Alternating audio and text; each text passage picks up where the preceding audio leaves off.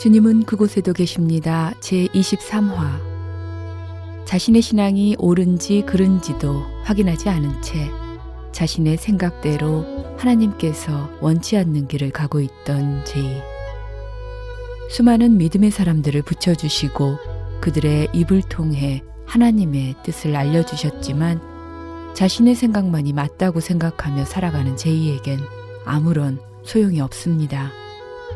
오늘은 하나님께서 피는 섞이지 않았지만 제이 아버지와 절친한 사이로 제이가 삼촌이라 부르던 사람을 어떻게 사용하시어 제이에게 예수 그리스도의 복음을 전하게 하시는지 함께 들어보겠습니다.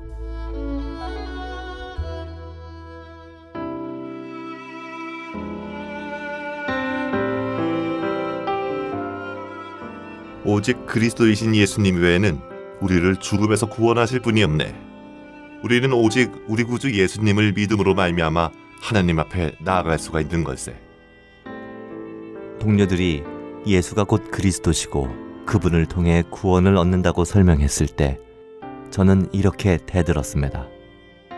하나님 아버지를 제쳐놓고 하나님의 아들을 구세주로 믿는다는 것이 말이라 되는가? 자네의 주장대로 예수가 구세주라면 예수는 자기 아버지의 자리를 탐내 자기를 구세주라 자칭하는 불효자가 아닌가? 그러니 나는 절대 불효자인 예수를 믿을 수가 없네. 이스라엘 백성이 하나님의 통치를 받기 싫어서 인간을 왕으로 세우고는 그 왕으로 인해 얼마나 고통을 받았는가?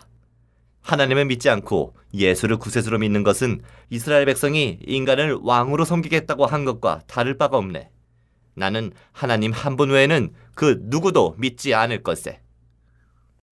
당시 기도회를 이끌고 있던 저의 믿음 수준이나 성경에 대한 지식이 얼마나 미천했는지 여러분들은 아시겠습니까?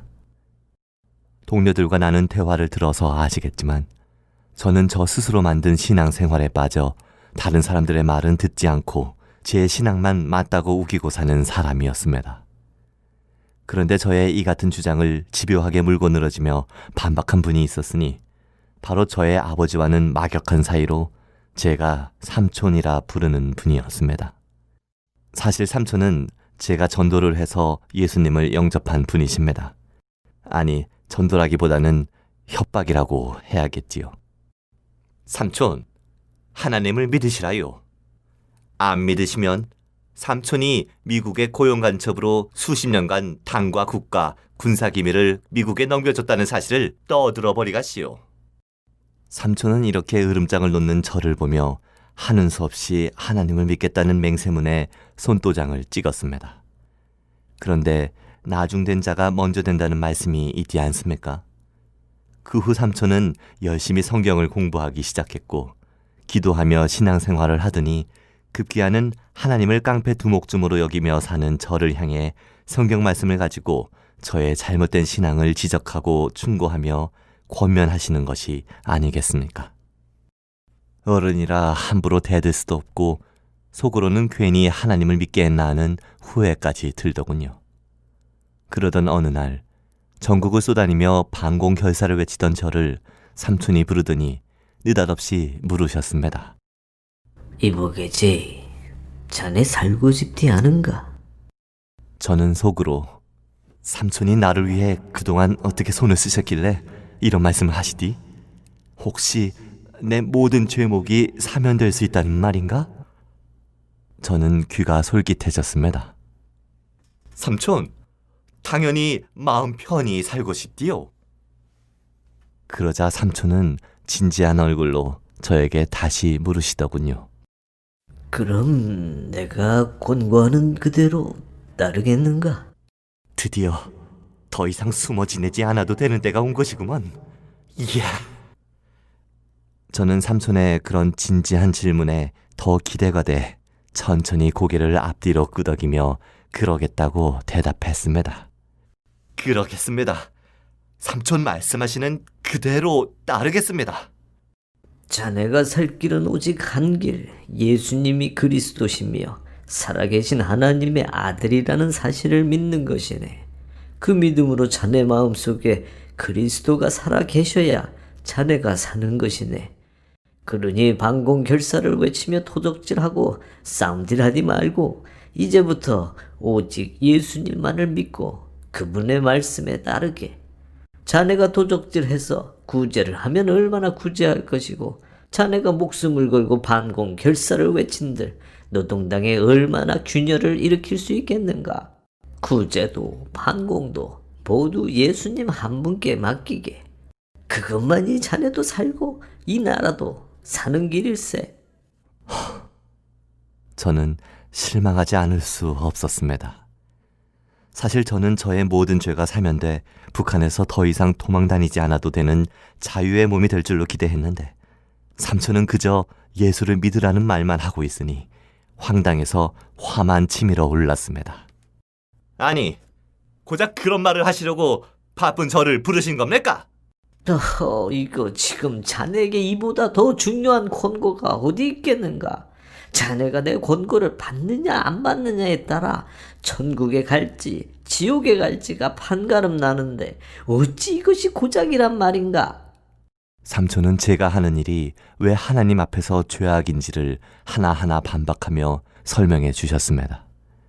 하지만 그런 말들이 제 귀에 들어올 리가 없었지요. 오히려 저는 하나님, 저에게 세상이 감당 못할 강력한 힘을 주셔 반드시 노동당을 몰아내고 하나님의 자녀들이 자유를 얻게 하소서 하고 기도했습니다.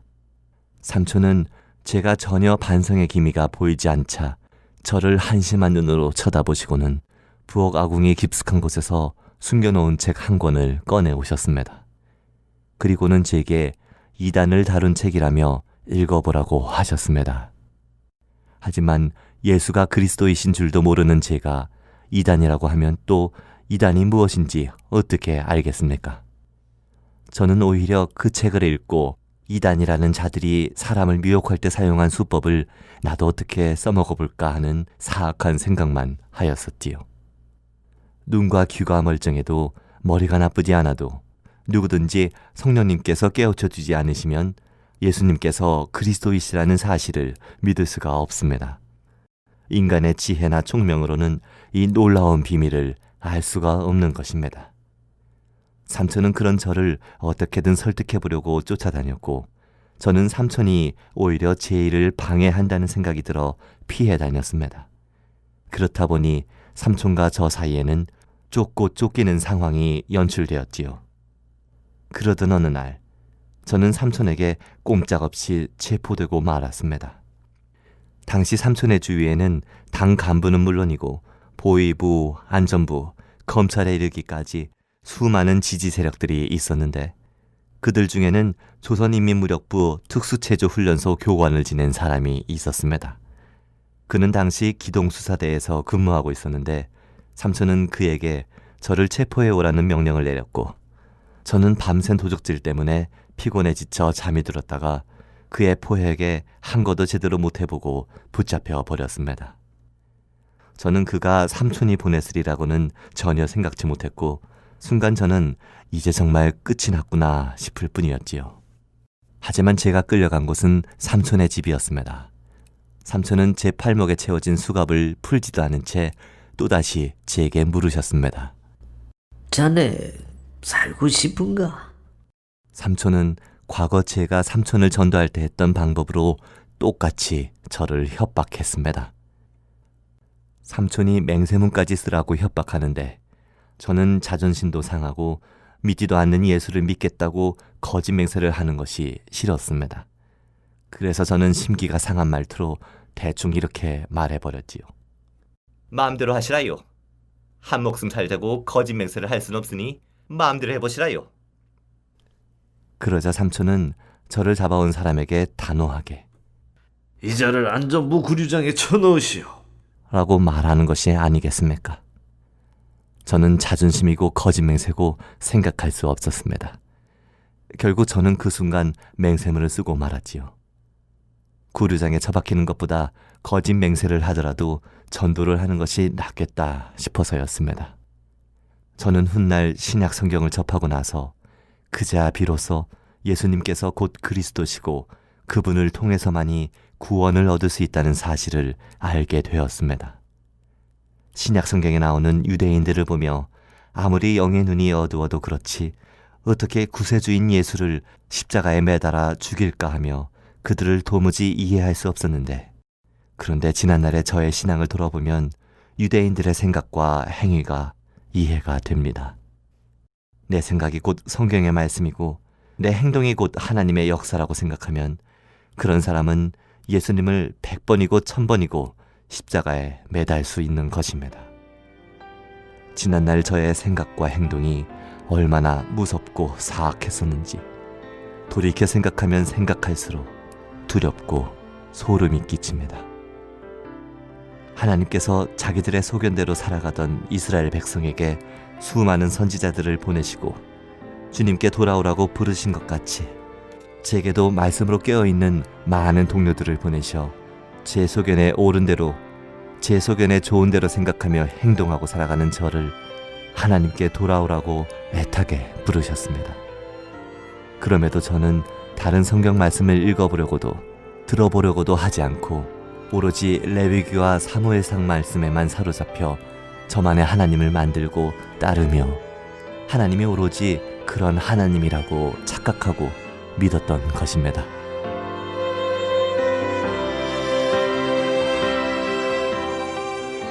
주님, 억울하게 감옥에 갇혔어도 찬송을 부르며 하나님을 찬양하던 사도 바울은 나는 날마다 죽노라 하지 않았습니까? 그가 날마다 주님 앞에서 순종함으로 예수님처럼 살다가 죽기를 원하였으므로 그가 가는 곳마다 하나님 나라가 세워졌습니다. 주님, 저도 바울과 같이 날마다 죽음으로 제 조국에 하나님의 역사가 일어나기를 원합니다.